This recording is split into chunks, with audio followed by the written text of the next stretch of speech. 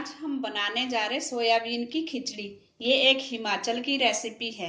इसके लिए हमें चाहिए 1 कटोरी सोयाबीन। सोयाबीन को 6-7 घंटे पानी में भिगो के रखना है।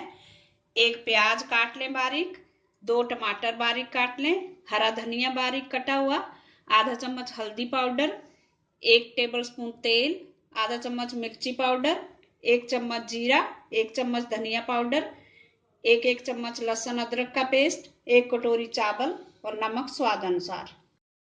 सोयाबीन को हमने 6-7 घंटे पानी में भिगोया था। भिगोने के बाद इस तरह से हमने पहले से भिगो के रखी थी। अब गैस पे कुकर रखेंगे, उसमें डालेंगे तेल। तेल हमने सरसों का लिया, आप कोई भी तेल ले सकते हो। तेल हमारा गर्म हो गया। अब इसमें डाल देंगे लहसुन अदरक का पेस्ट। थोड़ा सा चलाएंगे और अब डाल देंगे प्याज। प्याज को 2-3 मिनट तक भूनेंगे। अब डाल देंगे जीरा धनिया, मिर्ची पाउडर, हल्दी पाउडर। इसको थोड़ा सा चलाएंगे। अब इसमें डालेंगे टमाटर।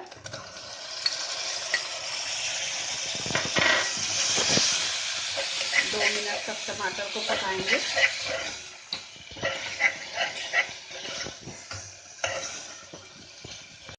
अब इसमें डाल देंगे भिगी हुई सोयाबीन और थोड़ा सा नमक।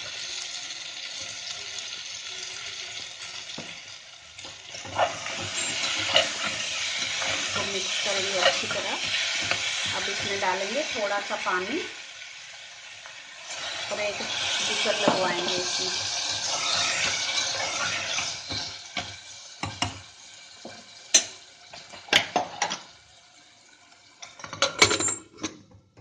एक विसल आने देंगे। एक विसल आने के बाद हमने कुकर खोल लिया है। अब इसमें हम डालेंगे चावल। चावलों को हमने धो के रख लिया था। अब चावल डाल देंगे। इसको अच्छे से मिक्स करें। अब इसमें थोड़ा नमक और डालेंगे हम, अपने स्वाद के अनुसार डाल लें और हरा धनिया डाल देंगे।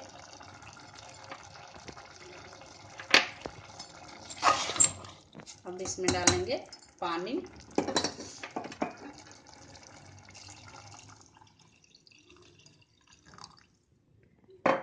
जितने चावल थे हमारे 1 कटोरी, उससे 3 गुना पानी डाल दें। अब इसको एक विसल आने देंगे। विसल आने के बाद इसको प्रेशराइज होने देंगे। कुकर नहीं खोलेंगे, पूरा प्रेशर निकल जाए अपने आप, उसके बाद इसको खोलेंगे हम।